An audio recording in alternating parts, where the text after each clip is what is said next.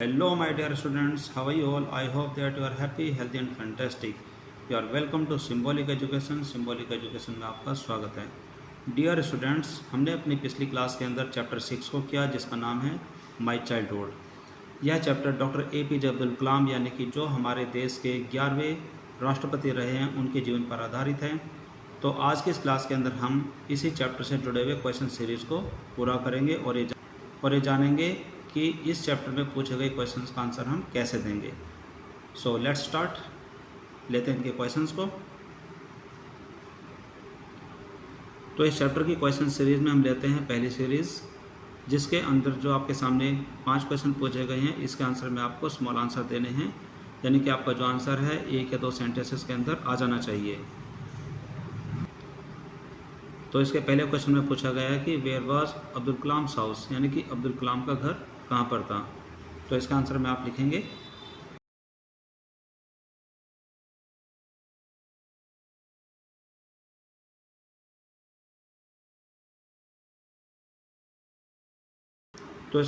लिखेंगे Abdul Kalam house was on the mosque street in Rameswaram, यानी कि उनका घर रामेश्वरम के मॉस्क स्ट्रीट यानी कि मस्जिद वाली गली के अंदर था.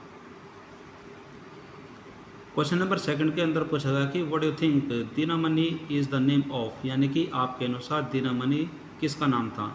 Give a reason for your answer, अपने आंसर्स के लिए कारण दीजिए. तो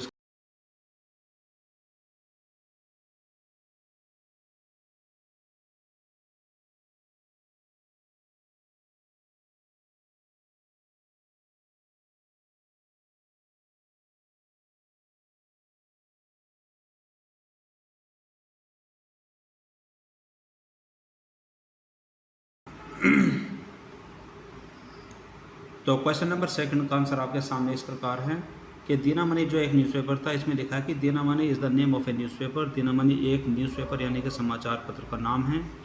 Abdul Kalam attempts to trace the second world war news in the headlines of the newspaper, यानी कि अब्दुल कलाम जो सेकेंड वर्ल्ड वॉर यानी कि द्वितीय विश्व युद्ध की जो स्टोरीज थी उसको इस न्यूज़पेपर की हेडलाइन में ढूंढने की कोशिश क्या करते थे. When his brother in law, जब उसके बहनोई जलालुद्दीन उसको उस युद्ध की कहानियों के बारे में उसको बताते थे. तो इससे हमें पता चलता है कि दीनामणि एक न्यूज़पेपर था. पूछा गया कि who were Abdul Kalam school friends, यानी कि अब्दुल कलाम के स्कूल के मित्र कौन कौन थे. और आगे इसमें पूछा गया कि what did they letter become, और बाद में वे क्या क्या बने. तो आप इसके आंसर में लिखेंगे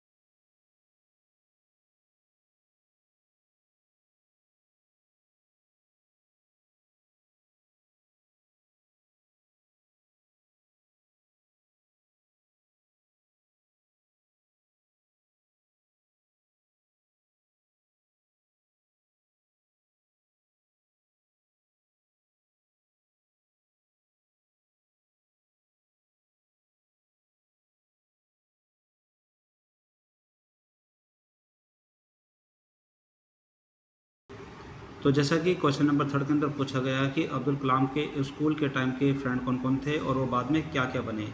तो इसके आंसर में आप लिख सकते हैं कि Abdul Kalam had 3 school friends, यानी कि अब्दुल कलाम के स्कूल के 3 दोस्त थे. देयर नेम्स वर, उनके नाम थे रामानंद शास्त्री, अरविंदन एंड शिव प्रकाशन.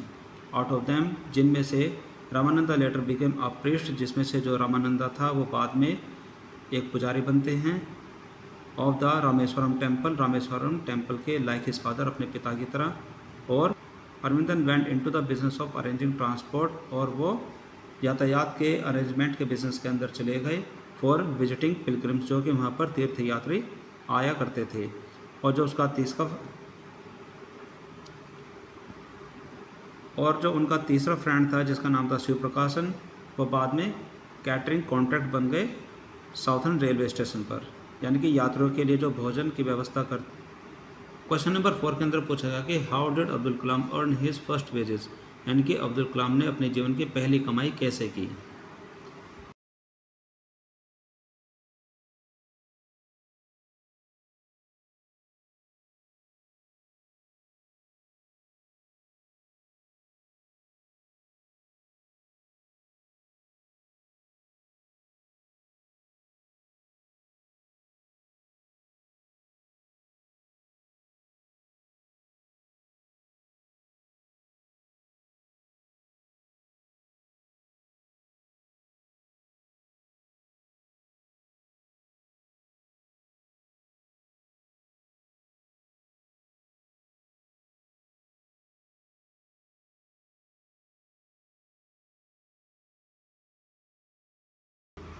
तो जैसे कि आपने इस चैप्टर को ध्यान से सुना है, ध्यान से पढ़ा है, तो आपको ये याद होगा कि उनके एक कज़न थे शमसुद्दीन, यानी कि जो कि न्यूज़पेपर बांटने का काम करते थे।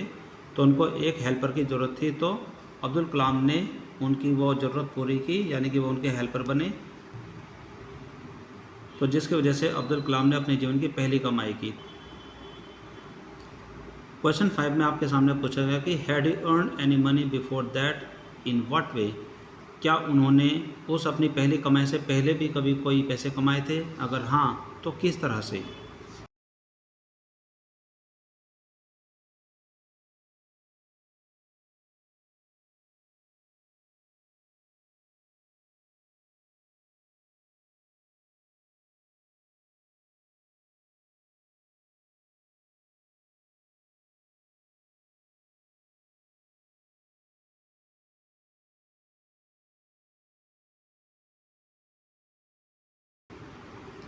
तो इसका आंसर में आप लिख सकते हैं कि हाँ, यस, उन्होंने इससे पहले भी कोई कमाई की थी। जब संसार में दूसरा विश्व युद्ध स्टार्ट हुआ था 1939 में, तो जहाँ पर वो रहते थे तो उनको वो समझ नहीं आता कि अचानक इमली के बीजों की डिमांड मार्केट में इतनी ज़्यादा क्यों बढ़ गई है। तो इसका आंसर में आप लिखेंगे कि यस ही डिड, हाँ उन्होंने इससे पहले कोई कमाई की थी। He earn money before also, उन्होंने इससे पहले भी कमाई की थी। He use to collect the tamarind seeds, वो इमली के बीजों को इकट्ठा करते थे, and sell them to a provision shop, और वो एक परचून की दुकान पर उनको बेच दिया करते थे, ऑन द मॉस्क स्ट्रीट, यानी कि मस्जिद वाली गली में जो दुकान थी। आगे इसमें लिखा है कि a day's collection gave him the princely sum of 1 anna, और उनके इस छोटे मोटे काम की वजह से उनको पूरे दिन में 1 आना तो मिल ही जाता था। तो क्वेश्चन सीरीज नंबर 2 के अंदर आपके सामने जो क्वेश्चंस है उनके आंसर आपको एक शॉर्ट पैराग्राफ के अंदर देने हैं, जिसके अंदर आपको कम से कम 30 से 40 शब्दों में उसका आंसर पूरा करना है। तो आपके सामने पहला क्वेश्चन है कि how does the author describe, यानी कि ऑथर किस तरीके से वर्णन करता है, किस तरीके से वर्णन करता है his father, his mother and himself.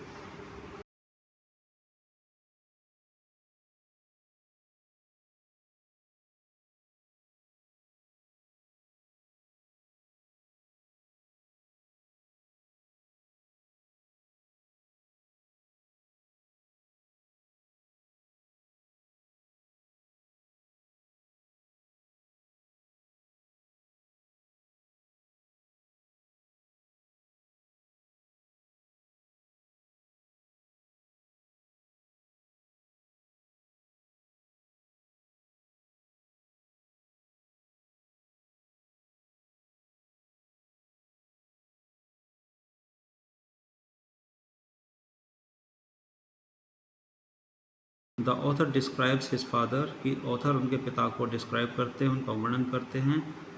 A wise and generous person, एक बुद्धिमान और एक उदारवादी व्यक्ति। ही फेल्ट हैप्पी, उनको हमेशा खुशी होती थी। व्हेन ही हेल्प्ड अदर, उनको हमेशा खुशी होती थी जब वो औरों की सहायता करते थे।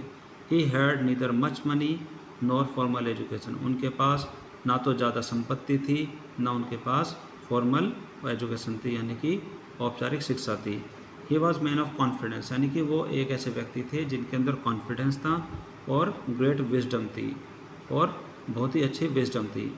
ही avoided all inessential comfort and luxuries, और वे सभी उन विलासिता की चीज़ों को हमेशा अवॉइड करते थे, उनसे हमेशा दूर रहते थे जिनकी उनको कोई भी आवश्यकता नहीं थी।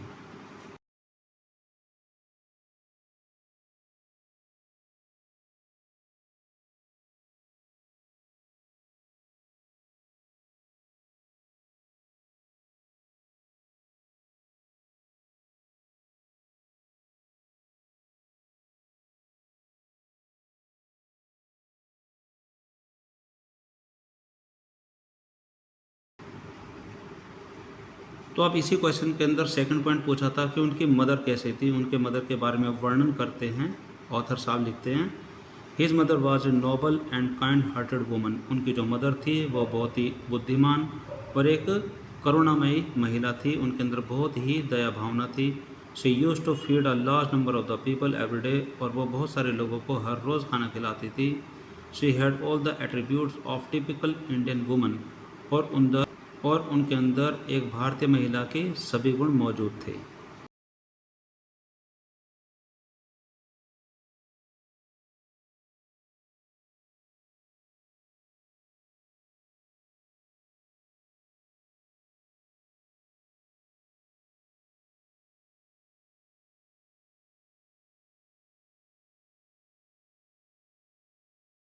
तो इसी क्वेश्चन के तीसरे पॉइंट में पूछा गया कि हिमसेल्फ। तो यहाँ पर राइटर को अपने खुद के बारे में एक वर्णन लिखना है। तो वो लिखते हैं कि I was born in to a middle class Tamil family, यानी कि मेरा जन्म तमिल के एक मध्यम वर्गीय परिवार में हुआ। I was a boy in many children, यानी कि मैं अनेकों बच्चों में से एक था। विद ए स्मॉल हाइट, यानी कि मेरी हाइट ज़्यादा नहीं थी। विद रेदर अनडिस्टिंग्विश्ड लुक, और मेरा नैन नक्श भी इतना ज़्यादा स्मार्ट नहीं था, मैं दिखने में ठीक ठाक था। Born to a tall and handsome parents, और मैं बहुत ही अच्छे और लंबे सुंदर दिखने वाले माता पिता के घर में जन्मा। क्वेश्चन नंबर सेकंड के अंदर आपसे पूछा गया कि व्हाट कैरेक्टरिस्टिक्स डज ही से इनहेरिटेड फ्रॉम हिज पेरेंट्स, यानी कि वे कौन कौन सी विशेषताएं हैं, वे कौन कौन से गुण हैं जो कि उसको अपने पेरेंट्स से, अपने माता पिता से विरासत में मिले थे।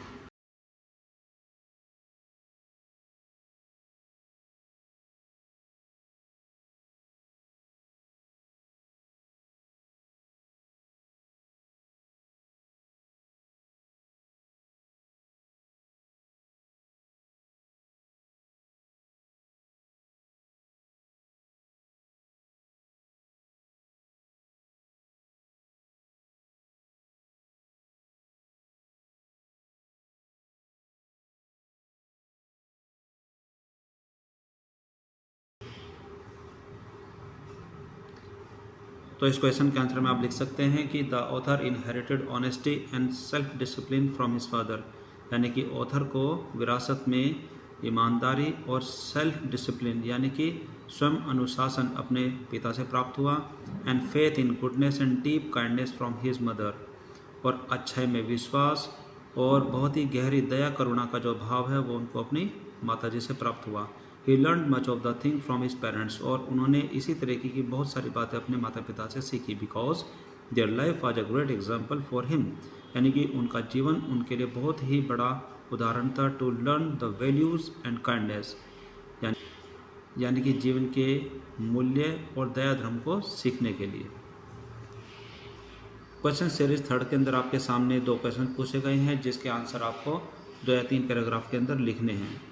जैसे कि इसमें आपके सामने लिखा हुआ है कि discuss this question in class, इन क्वेश्चंस को क्लास के अंदर डिस्कस कीजिए विद योर टीचर, अपने टीचर के साथ। And then write down your answer, और फिर अपने आंसर को लिखे इन 2 और 3 पैराग्राफ ईच, यानी कि प्रत्येक के आंसर को आपको 2 या 3 पैराग्राफ के अंदर लिखना है। पहले क्वेश्चन में पूछा गया कि on the all the small society of Rameswaram was very rigid in the terms of the segregation of different social groups, says the author, यानी कि लेखक ये बताते हैं कि रामेश्वरम का वो छोटा सा जो समाज था वो पूरी तरीके से कठोर था। समाज में अलग अलग धर्मों को लेकर के, अलग अलग अलगाव को लेकर के वो चाहते थे कि सब एक जैसे मिलकर के रहें। तो इस क्वेश्चन में आपके सामने 4 पॉइंट लिखे हुए। पहले पॉइंट में पूछा गया कि which social groups does he mention, यानी कि वह इस क्वेश्चन में कौन से ग्रुप के बारे में, कौन से सामाजिक ग्रुप के बारे में बात करते हैं।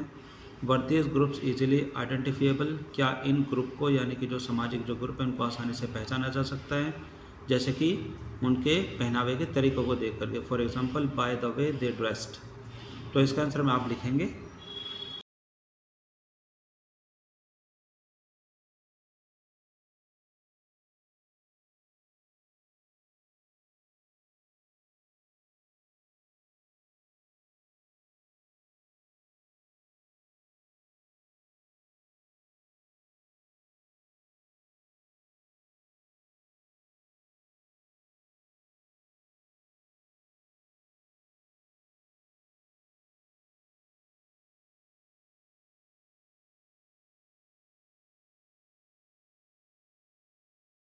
इसके आंसर में आप लिखेंगे the author talks about the people, यानी कि लेखक उन लोगों के बारे में बात करते हैं who belongs to various castes and follow various religion, वे लोग जो कि अलग अलग जाति से संबंधित होते हैं और अलग अलग धर्मों से जुड़े हुए रहते हैं, एंड देयर प्रीचिंग्स, और उनके जो धार्मिक बातें हैं उनसे जुड़े रहते हैं।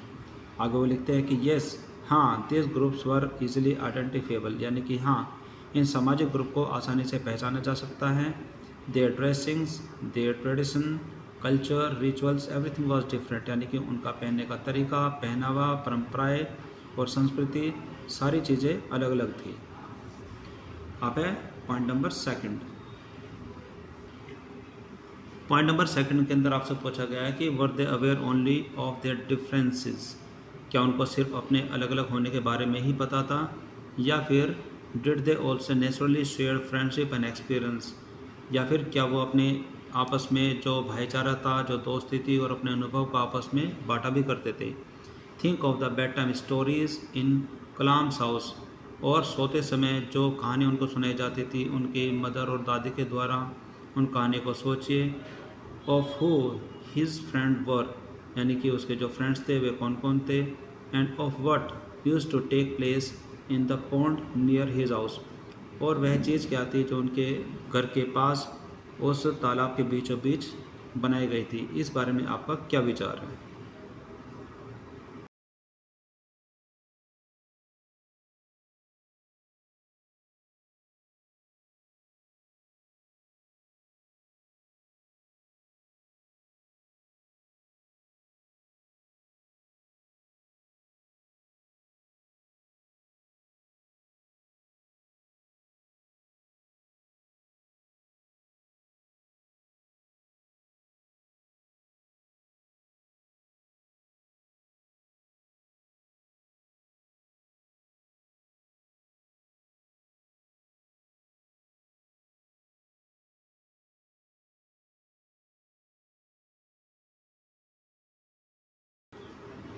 तो इसके आंसर में आप लिख सकते हैं कि they share their personal experience and friendship with each other, यानी कि वे अपने अनुभव और अपनी दोस्ती को, भाईचारे को आपस में बांटा करते थे। इसमें आगे लिखा है कि Lakshmana Sastry summon the teacher who separate the author and his friend in the class, Lakshmana Sastry ने उस नए टीचर को बुला भेजा who separated the author and his friend, जिसने ऑथर को और उसके दोस्त को अलग अलग कर दिया इन द क्लास के अंदर, एंड टोल्ड हिम दैट, और उस टीचर को ये भी कहा गया कि he should not separate the poison of social inequality and communal tolerance, कि आप इन छोटे छोटे बच्चों के दिमाग में, in the minds of the innocent children, आप इन छोटे छोटे बच्चों, मासूम बच्चों के दिमाग में सामाजिक असमानता और सामाजिक असहनीयता का जो जहर है उनको बच्चों के दिमाग में ना घोले। तो इससे ये पता चलता है they also naturally shared their friendship and experience with each other. अब लेते हैं point number 3। Point number 3, the author speaks both of people, यानी कि जो ऑथर है वो दोनों प्रकार के लोगों के बारे में कहते हैं। Who are very aware of the differences among, यानी कि उन लोगों के बारे में जिनमें एक दूसरे को लेकर के अंतर थे, अपनी जाति को लेकर के, अपने संप्रदाय संस्कृति को लेकर के, एंड दोज, और उनके बारे में who try to bridge this differences, और उन लोगों के बारे में भी ऑथर कहते हैं जिन्होंने इन दूरियों को कम करने की कोशिश की, जिन्होंने आपस में घुल मिल करके रहने के लिए कोशिश की। Can you identify such people in this text, क्या आप इस चैप्टर में ऐसे लोगों को पहचान सकते हैं? तो आप इसमें लिखेंगे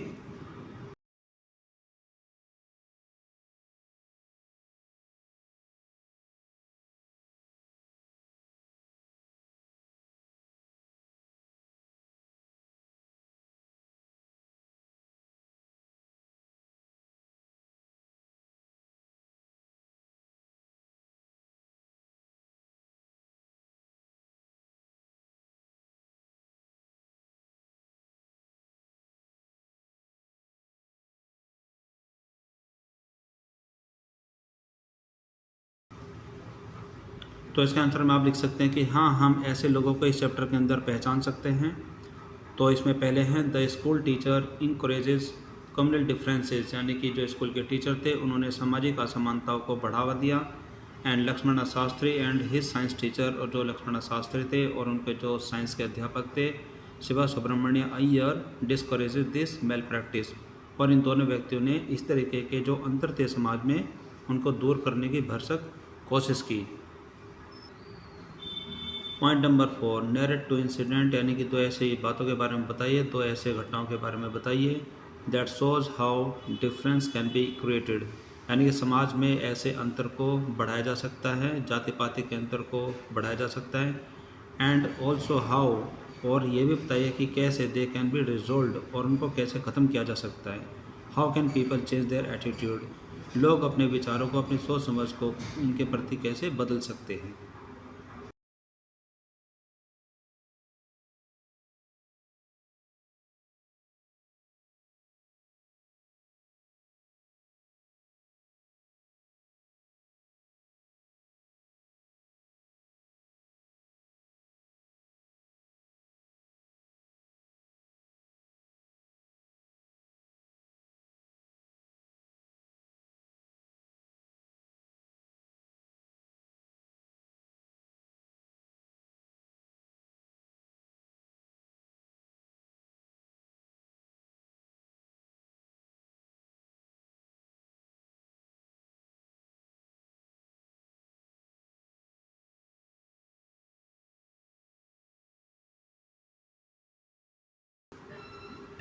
तो पॉइंट नंबर 4 के आंसर में आप लिख सकते हैं the influential people can do the both things, यानी कि जो प्रभावशाली जो व्यक्ति हैं वो ये दोनों प्रकार के कार्य कर सकते हैं। वो सामाजिक असमानता को बढ़ावा भी दे सकते हैं और उनको ख़त्म भी कर सकते हैं। जैसे कि इसमें लिखा है आगे कि a teacher has the ability to bridge communal differences, यानी कि एक टीचर के अंदर एक योग्यता होती है कि वो सामाजिक असमानताओं को दूर करे, उनको आपस में मिलाए। And can play with the sentiments of the innocent and ignorant people, और वो ऐसे मासूम और नासमझ लोगों के सेंटिमेंट्स यानी कि उनकी भावनाओं के साथ खेल भी सकते हैं। दिस इज़ व्हाट, इसी तरीके से अ न्यू टीचर डिड, और इसी तरीके से उस नए टीचर ने किया। But here is another teacher, लेकिन यहाँ पर एक और भी टीचर हैं जो कि उनके साइंस टीचर होते हैं। As a science teacher Shiva Subramania Iyer, यानी कि जो उनके साइंस टीचर है, उन्होंने भी चेंज्ड हिज वाइफ्स एटीट्यूड, यानी कि जो उनके वाइफ का रवैया था, जो उसके अपनी वाइफ की सोच समझ थी, उनको चेंज किया। And showed her the right path, और उनको सही दिशा दिखाया, उनको सही रास्ता दिखाया। क्वेश्चन नंबर 2 में आपके सामने 3 पॉइंट्स लिखे हुए, यानी कि 3 क्वेश्चंस बनाए गए हैं। तो पहले क्वेश्चन में पूछा गया कि why did Abdul Kalam want to leave Rameswaram, यानी कि अब्दुल कलाम रामेश्वरम क्यों छोड़ना चाहते थे। तो इसका आंसर में आप लिखेंगे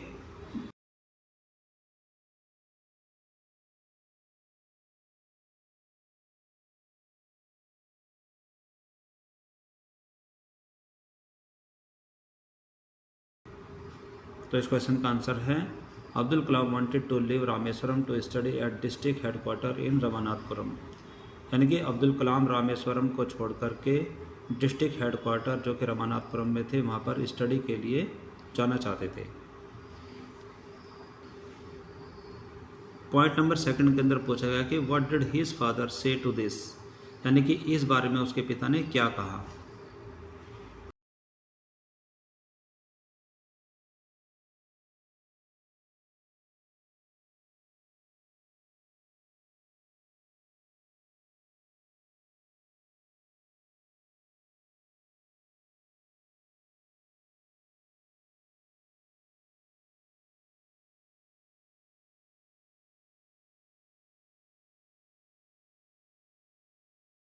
जैसा कि पिछले क्वेश्चन के अंदर हमने देखा कि अब्दुल कलाम ने अपने पिता से रामेश्वरम छोड़ने की बात की और हेड क्वार्टर जो कि रमानाथपुरम में थे वहाँ जाकर पढ़ाई लिखाई करने की बात की।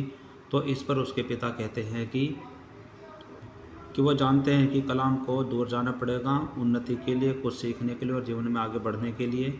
तो इसके आंसर में आप लिख सकते हैं कि हीज़ फादर सेड दैट, उसके पिता ने कहा कि he knew he had to go away to grow, यानी कि वो जानते थे कि उनको दूर जाना है कुछ आगे बढ़ने के लिए, कुछ सीखने के लिए।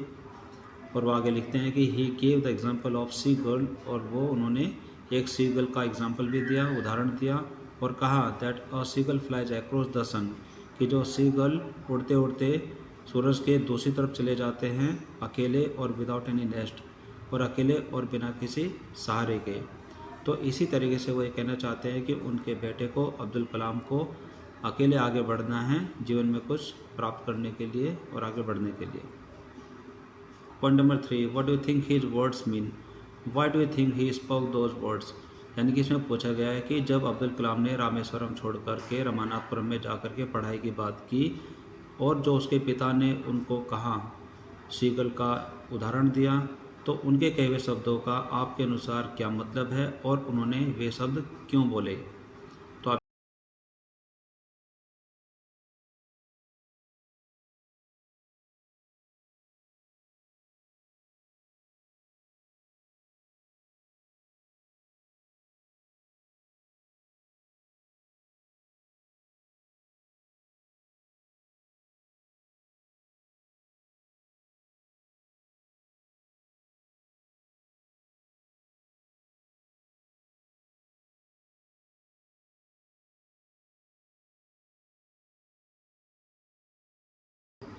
जो पॉइंट नंबर 3 के अंदर जो क्वेश्चन आपसे पूछा गया है कि उसके पिता ने अपने शब्दों में कलाम को जो भी कुछ कहा उनका मतलब क्या था, तो इसके आंसर में आप ये लिख सकते हैं कि ही spoke these words because he new the harsh reality of life. उन्होंने ये शब्द कलाम को कहे क्योंकि वो जीवन की एक कठोर सच्चाई को जानते हैं। That children may have to live far from their parents, कि बच्चों को अपने माता पिता से दूर रहना पड़ सकता है। टू मेक देयर करियर, अपने करियर को बनाने के लिए। एंड अर्न देयर लाइवलीहुड, और अपने आजीविका को कमाने के लिए। So he spoke these words, तो इसीलिए उन्होंने ये शब्दों को कहा। To make Kalam's confidence higher and strong, कि जिससे कि कलाम का कॉन्फिडेंस बहुत ही बड़ा हो जाए और मजबूत बने, जिससे कि वो अगर अपने माता पिता से दूर कहीं जा कर के रह रहे हैं तो किसी भी तरीके से दुखी और उदास ना हो।